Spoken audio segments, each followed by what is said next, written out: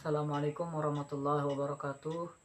Saya Alfianda Ajhar dari kelompok 1 ingin mempresentasikan makalah sejarah psikologi anak, mata kuliah psikologi perkembangan anak, dosen pengampu Ibu Ija Sahroni, SPD MA.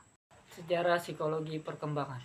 Sejarah psikologi, bahkan ilmu pengetahuan yang kita kenal, kebanyakan berpusat dari perkembangan awal sejarah Eropa, dari masa Yunani, Romawi, hingga akhir abad ke-19, yang kemudian menyebar ke berbagai belahan dunia.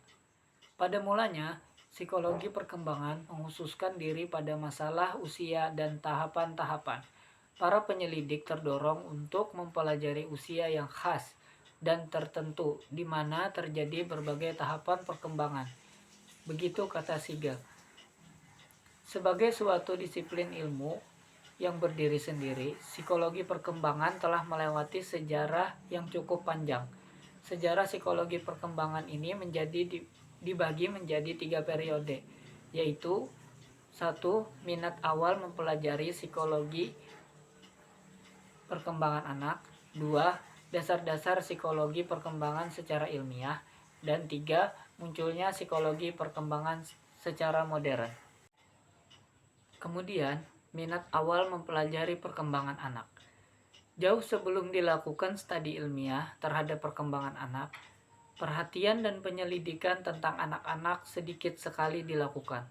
Bahkan buku-buku khusus tentang perkembangan jiwa anak sedikit sekali.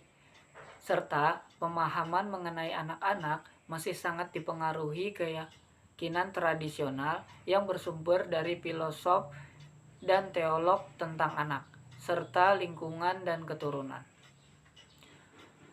Plato. Ia merupakan salah seorang filosof yang banyak mempengaruhi pandangan masyarakat tentang kehidupan anak. Menurut Plato, perbedaan-perbedaan individual mempunyai dasar genetis. Potensi individu ditentukan oleh faktor keturunan. Artinya sejak lahir, anak ini telah memiliki bakat-bakat atau benih-benih kemampuan yang dapat dikembangkan melalui pengasuhan pendidikan. Yang selanjutnya itu ada pembentukan psikologi perkembangan secara ilmiah. Locke dan Rousseau pada dasarnya bersifat spekulatif karena tidak mengajukan bukti-bukti yang nyata dari hasil observasi pada anak-anak.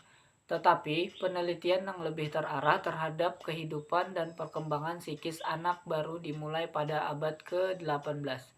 Walaupun jika ditinjau dari segi ilmiah dan sistematika, dapat dikatakan belum memuaskan.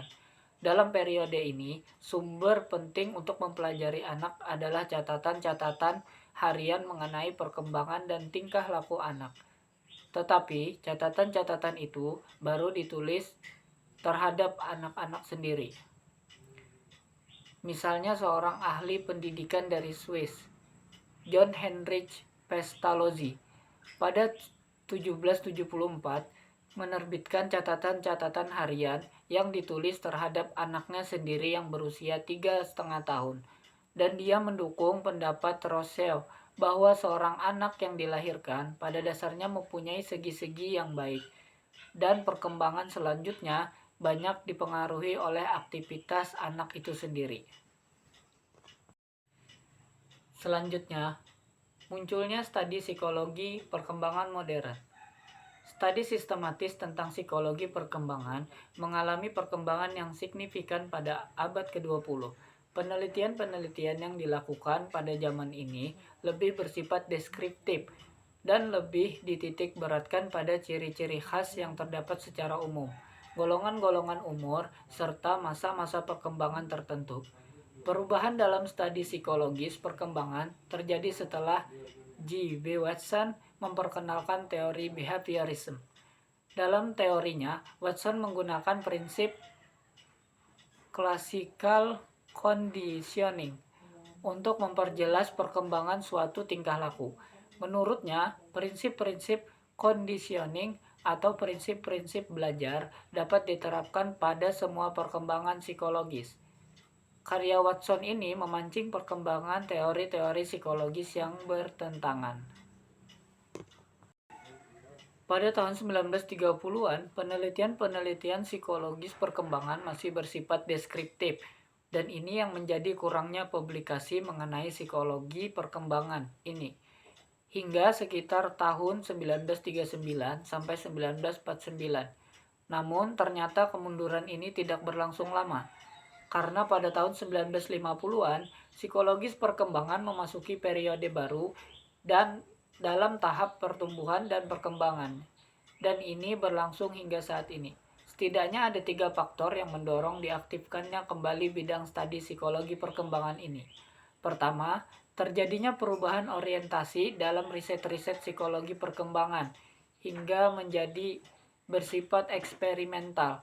Teknik yang digunakan terbukti sangat efektif, yakni pengukuran dan pengontrolan dalam eksperimen. Perubahan juga terjadi dalam fokus penelitian dalam masalah yang lebih spesifik, seperti proses-proses persepsi, problem solving, attention, dan sebagainya. Dan kadang-kadang mempunyai cara pendekatan yang berbeda dengan alur berpikir psikologi umum. Kedua, ditemukannya kembali hasil-hasil karya Jean Piaget, seorang psikolog dari Swiss yang secara terus-menerus aktif melakukan penelitian mengenai perkembangan kognisi pada anak-anak dari bayi hingga remaja. Hingga ia mampu menyusun teori yang komprehensif tentang perkembangan kognisi. Ia menentang pendapat kaum behaviorism yang menganggap perkembangan individu sepenuhnya dipengaruhi oleh faktor lingkungan. Dan yang ketiga, adanya minat baru terhadap asal mula tingkah laku, origin of behavior, yang ditandai dengan meningkatnya riset terhadap bayi-bayi. Dan peningkatan ini didorong pula dengan alat-alat yang semakin modern pula. Hingga permulaan 1950-an, studi mengenai tingkah laku serta kondisi-kondisi psikis dan fungsionalitas kepribadian individu lebih terfokus pada anak-anak, hingga lebih dikenal dengan psikologi anak. Kesimpulannya, beraneka ragam cara yang dilakukan oleh para psikolog untuk mengetahui sejarah psikologi perkembangan. Sebagai suatu disiplin ilmu yang berdiri sendiri, psikologi perkembangan telah melewati sejarah yang cukup panjang. Sejarah psikolog perkembangan ini dibagi menjadi 3 periode, yaitu 1. Minat awal mempelajari psikolog perkembangan anak. 2. Yaitu 1. Minat awal mempelajari psikologi perkembangan anak. 2. Dasar-dasar psikologi perkembangan secara ilmiah. Dan 3. Munculnya psikologi perkembangan secara modern. Dan dalam psikologi perkembangan ini